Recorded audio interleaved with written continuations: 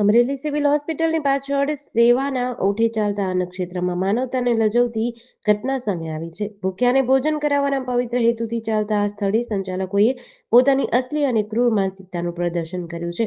માત્ર જમવાનું પૂરું ન કરી શકવા જેવી સામાન્ય વાત પર એક 24 વર્ષના યુવાન પર 7 શખ્સોએ પાઇપ વડે હુમલો કરી ગંભીર રીતે ઘાયલ કર્યા છે. આ ઘટનાએ સમગ્ર પંથકમાં ચકચાર જગાવી છે. ન્યાયતંત્ર સામે ગંભીર સવાલો પણ ઊભા થાય છે.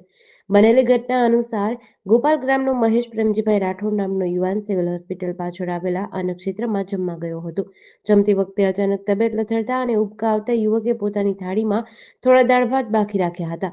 આ કોઈ ગુનો નથી, પરંતુ ત્યાં બેઠેલા સંચાલક ભરતભાઈ આચાર્યએ યુવકને રોકીને પરાણે જમવા અને દંડ ભરવા માટે દબાણ કર્યું હતું. લોકશાહીમાં જો હુકમી કઈ રીતે ચલાવી શકાય? જ્યારે યુવકે દંડ પેટે 500ની નોટ કાઢી ત્યારે સંચાલકે તેની જ્ઞાતિ પૂછી. યુવકે પોતાની જ્ઞાતિ જણાવતા જ સંચાલક અને તેના સાગરીતો ઉશ્કેરાઈ ગયા. જાણે પહેલાથી જ નક્કી હોય તેમ હુમલો કરી દીધો હતો.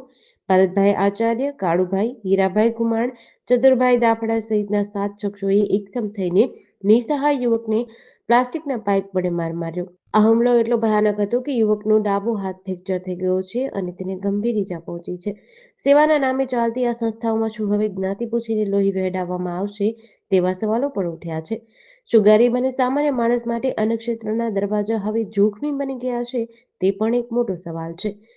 ત્યારે હવે આ મામલે શું કાર્યવાહી કરવામાં આવે છે તે જોવાનું રહ્યું. જમવાનું આપે અને એના સાગરીતો દ્વારા જે અનુસૂચિત જાતિ સમાજના એક છોકરાને ઢોરમાર મારી હાથ ભાંગી નાખવામાં આવેલ હતો. એ બાબતે કાલે છોકરો આ લોકોના મારવાથી એક્સપાયર એટલે કે મૃત્યુ પામ્યો છે. કાલ રાતના અમે ડેડ બોડી નહોતી લીધી. કાલ રાત્રે અમે પોલીસ અધિકારીઓને એવું જ કીધું હતું ભાઈ અમે આ જે છોકરો એક્સપાયર થયો છે એમાં 302નો કલમનો ઉમેરો તમે તાત્કાલિક ધોરણે કરો એટલે અમારે આંદોલન કે ડેડ બોડી એવું કાંઈ અમારે કાંઈ આંદોલન કરવાનું થતા નથી. પણ તંત્ર ક્યાંક ને ક્યાંક ગાડી ચામડીનું હોય છે અને ઉપરથી આંકાઓના ઈશારે હાલતું હોય છે. પણ આજે અમે એસપી સાહેબને સવારમાં રૂબરૂ મળ્યા. આ લોકોની જે વેદના અને તકલીફો જોઈ અને એવું નક્કી જ કરી લીધું હતું કે લાસ્ટ વખત આપણે એસપી સાહેબને મળી લઈએ, પછી કાયદાની રીતે અને આપણે આપણી રીતે. પણ એસપી સાહેબે માનવતા દાખવી અને આજે 109 એટલે કે 302ની કલમનો ઉમેરો કરવાનું કોર્ટની અંદર પ્રોસેસ ચાલુ કરશે અને મને 1 કલાકની અંદર પ્રોસેસ કરી અમને રિપોર્ટ આપશે. GDC ન્યૂઝ સાથે મૌલિક દોશી, અમરેલી.